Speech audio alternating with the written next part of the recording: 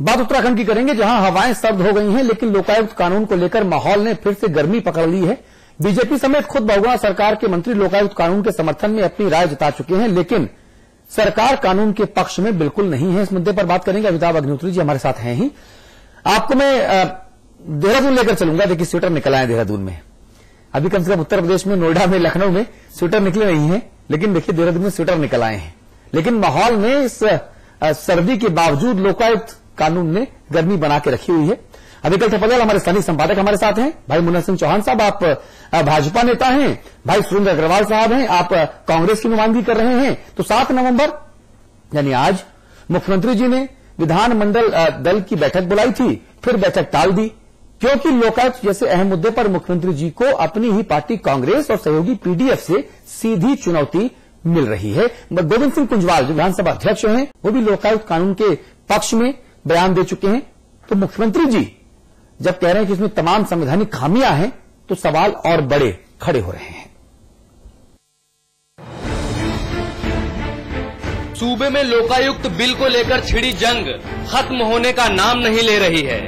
भाजपा शासनकाल के बने लोकायुक्त कानून को राष्ट्रपति की मंजूरी के बावजूद सीएम बहुगुणा बिल को लागू करने के पक्ष में नहीं है। बिल को लेकर मुख्यमंत्री ने 6 नवंबर को विधानमंडल दल की बैठक बुलाई थी, जो बाद में 7 नवंबर तय की गई। लेकिन प्रिंस चार्ल्स के देहरादून दौरे के चलते अब ये बैठक 17 नवंबर को होगी। प्रिंस चार्ल्स का जो दौरा है उत्तराखंड में जो आ रहे हैं, वो 7 तारीख को प्रिंस चार्ल्स को पूरे दिन ही देहरादून में हुआ है। केवल उस कारण इसकी बैठक स्थगित किया गया और 17 तारीख को बैठक की तारीख तय कर दी गई है, 17 संडे को। हालांकि विधानमंडल दल की बैठक के स्थगित होने के पीछे कुछ और कारण भी बताए जा रहे हैं।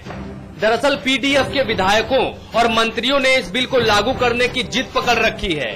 वहीं विधानसभा अध्यक्ष समेत कई कांग्रेसी विधायकों ने भी इस बिल को लागू करने की मांग की है। साफ है कि अपनों का ही विरोध देखकर कांग्रेस ने इस बैठक को स्थगित किया है। बसपा कोटे के मंत्री सुरेंद्र राकेश भी बिल के समर्थन में हैं। लोकायुक्त बिल के बारे में अब मेरी समझ में नहीं आया कि जब राष्ट्रपति ने उस पर मोहर लगा दी है, तो अब उसमें अगर असाधारण कोई बिंदु है तो वो निकाल दिए जाए, उसमें कोई दिक्कत की बात नहीं है। वो लागू होना चाहिए बिल्कुल। भ्रष्टाचार पर अंकुश तो लगना ही चाहिए। विधानसभा अध्यक्ष गोविंद सिंह कुंजवाल ने सबसे पहले इस बिल के पक्ष में अपनी राय रखी थी।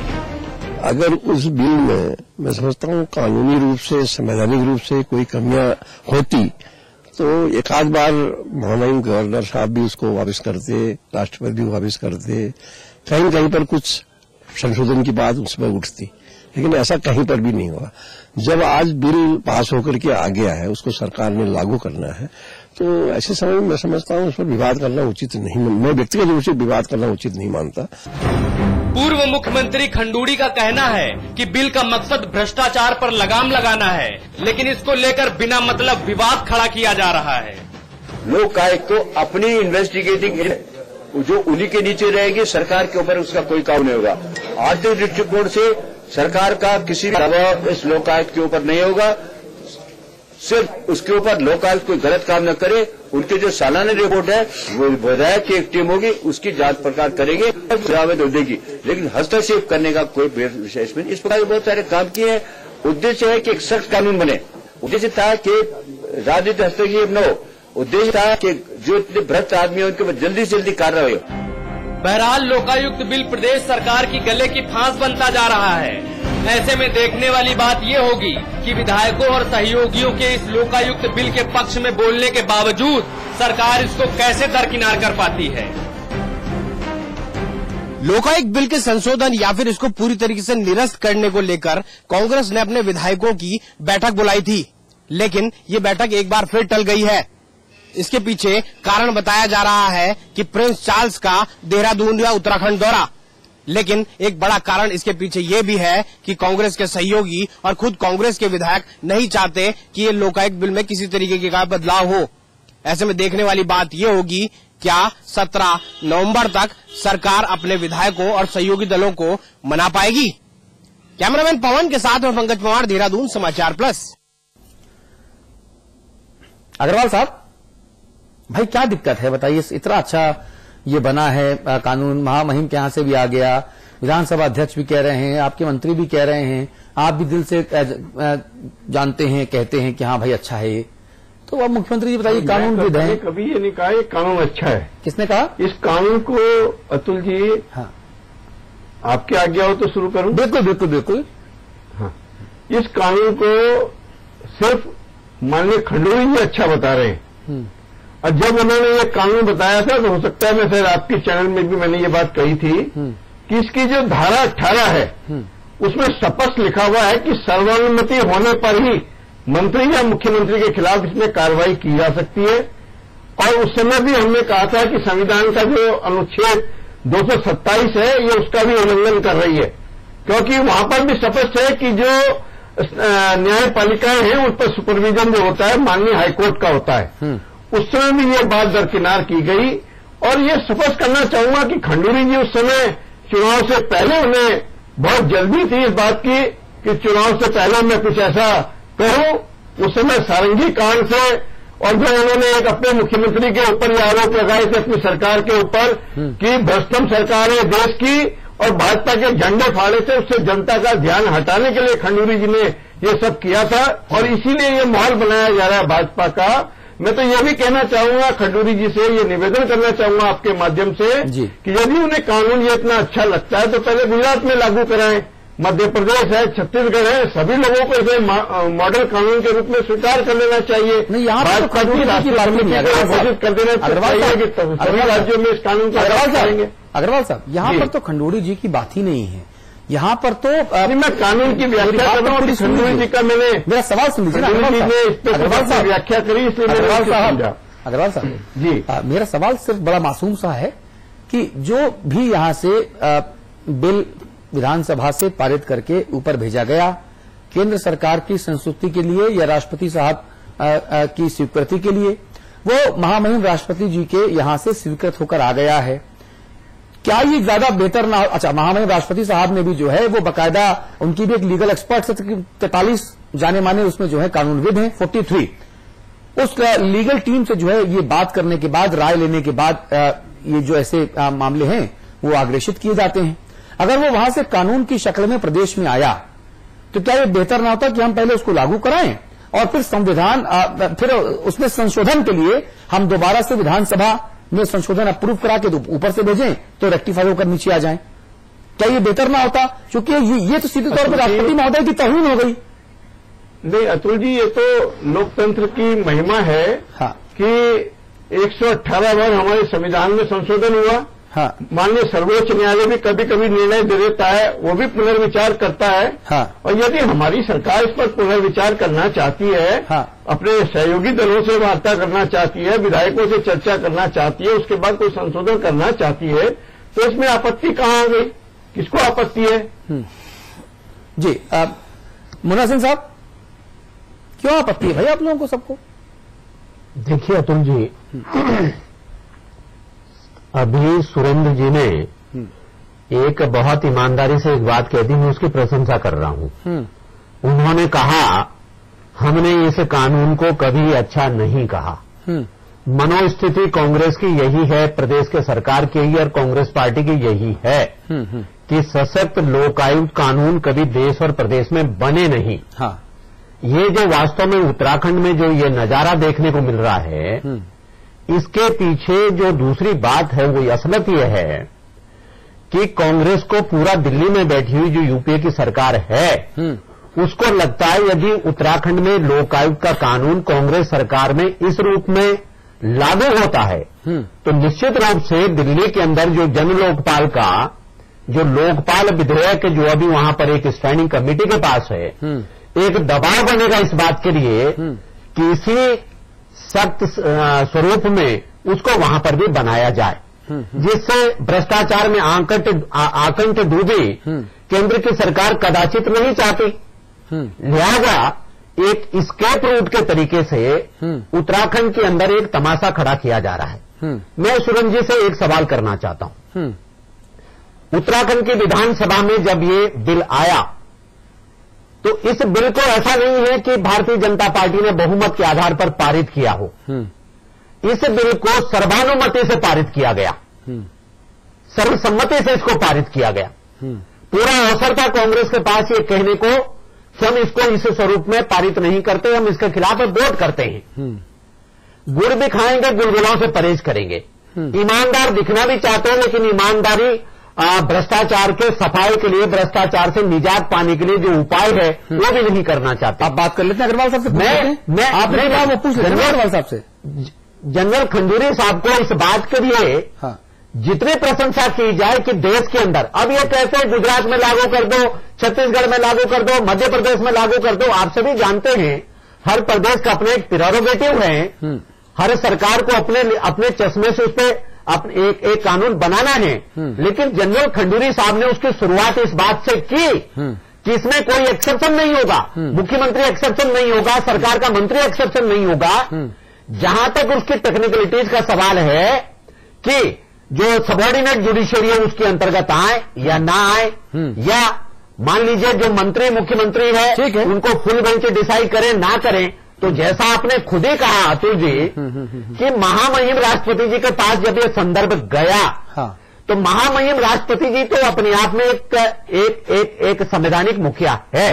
जाहिर तौर पर राष्ट्रपति जी के पास जब भी कोई संदर्भ जाता है तो भारत सरकार के स्तर पर जो हाईएस्ट जुडिशियल ऑफिसर्स हैं, जो हमारा अटॉर्नी जनरल है, तमाम सारी न्यायिक प्रक्रिया है, ठीक है, और तमाम सारा उच्च अधिकारी हैं, उनके द्वारा उसके बारे में परीक्षण किया गया। ठीक है, यदि उनको किसी भी स्तर पर यह लगता कि इसका कोई भी प्राविधान कानून विरुद्ध है, संविधान विरुद्ध है, तो निश्चित रूप से इसमें आपत्ति लगकर राष्ट्रपति जी द्वारा वापस किया जाता। अग्रवाल साहब किया नहीं गया। ठीक है चौहान साहब, अग्रवाल साहब बात मैं ये कहना चाहूंगा कि अभी अभी सर्वोच्च न्यायालय ने माननीय सूचना आयुक्तों के नियुक्ति पर जो निर्णय दिया था, उस निर्णय को संशोधन किया, उसे विड्रॉ किया।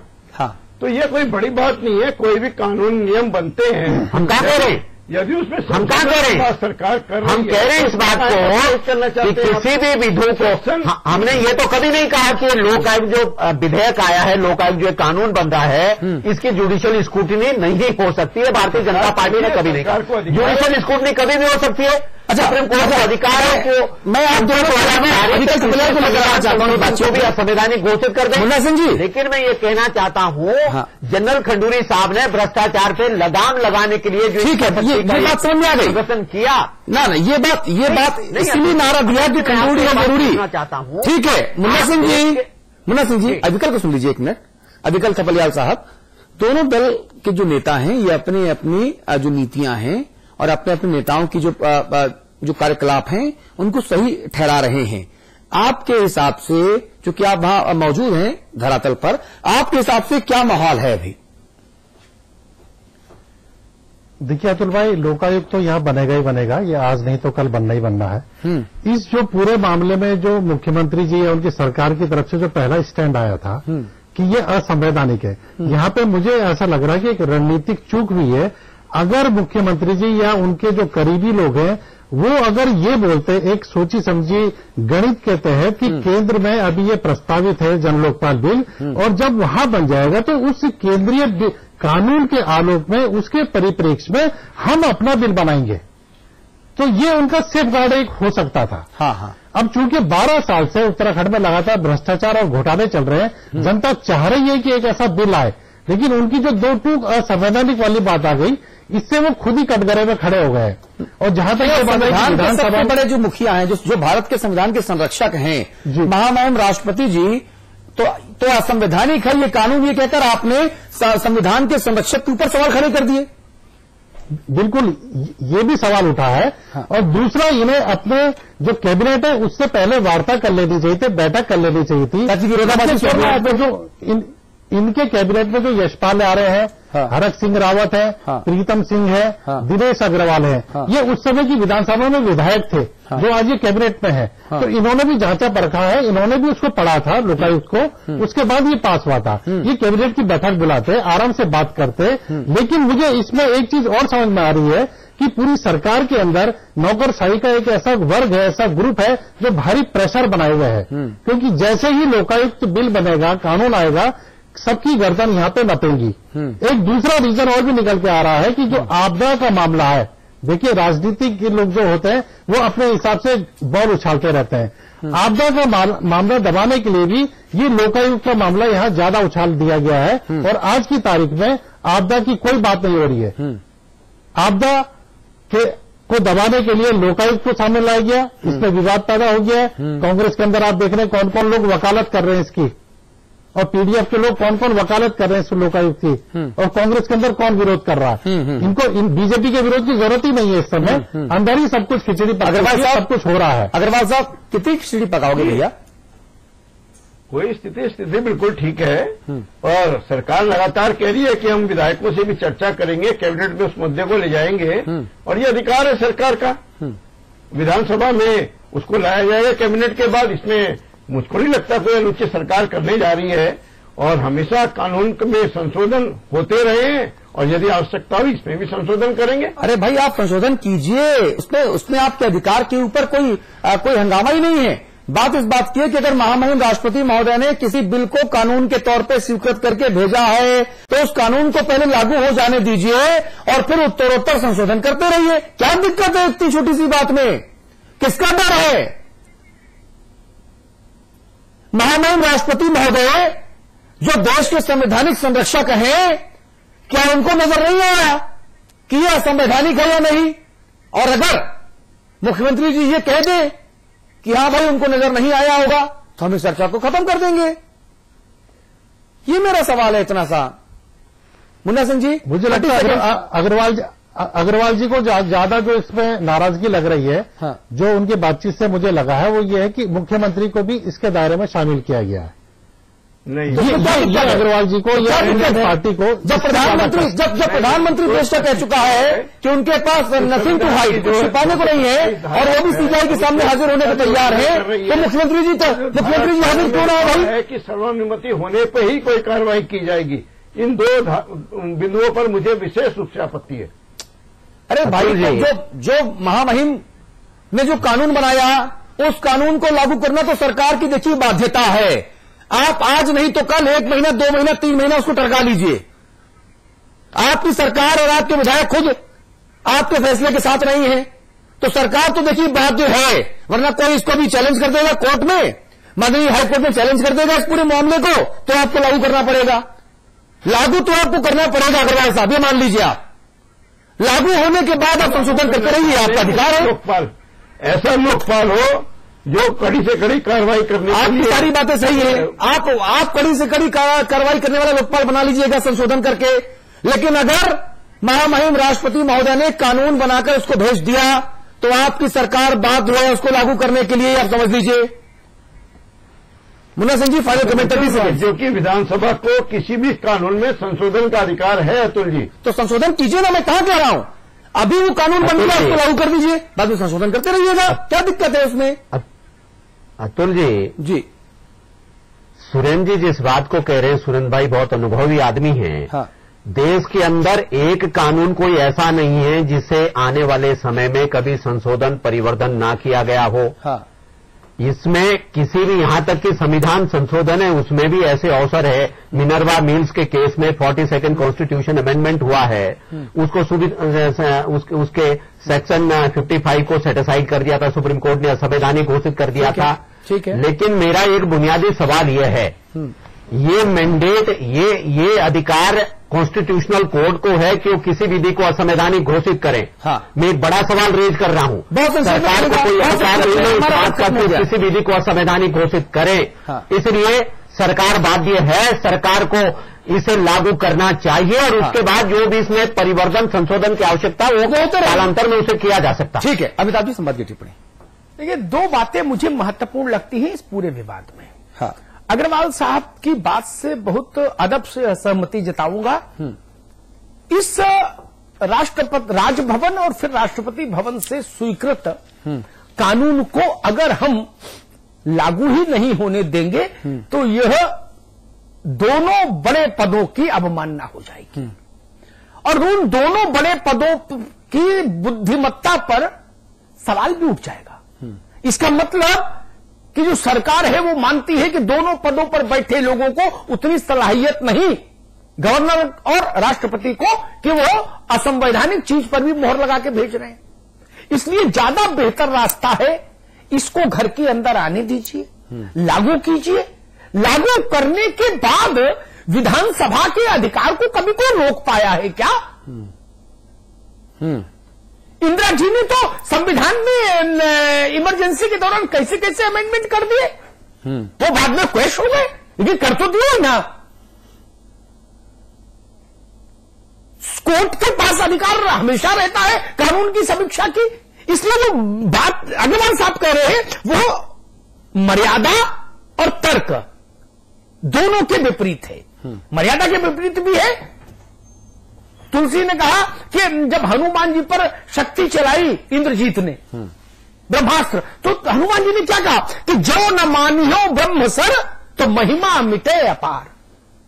आप राष्ट्रपति भवन की महिमा ध्वस्त कर देंगे, आप गवर्नर की संस्था का अवमूल्यन कर देंगे।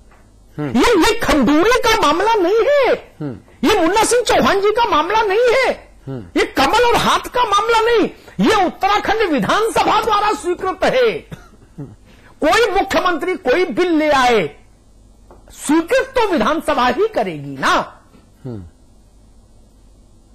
अपने घर से केवल मुख्यमंत्री ने अपने दफ्तर से अगर इसको गवर्नर को भेज दिया होता खंडूरी जी ने, और गवर्नर ने राष्ट्रपति को, और वापस आ गया होता, तो मैं कहता है रिजेक्शन का अधिकारी है ये बिल, क्योंकि इसने विधानसभा को फेस नहीं किया। अगर ये जनता के सदन में गया है और जनता के सदन से अप्रूव होकर आया है और फिर दो कॉन्स्टिट्यूशन के 2 लेयर के कस्टोडियंस की मोहर लेकर आया है, तो इसको लागू कीजिए। उसके बाद उत्तराखंड विधानसभा का बहुमत जो चाहे जैसे चाहे इसमें संशोधन करने के लिए सदा सर्वदा स्वतंत्र रहेगा। जी, और कानून के जानकार से आज दोपहर को मेरी बात हो रही थी, उन्होंने कहा कि जब तक इस कानून को लागू नहीं कराया जाता तब तक इसमें किसी भी प्रकार का संवैधानिक संशोधन भी मान्य नहीं होगा। अग्रवाल साहब ये भी समझ लीजिए आप। बहुत बहुत धन्यवाद आप सभी का। समाचार प्लस पर खबरों का सिलसिला लगातार जारी है।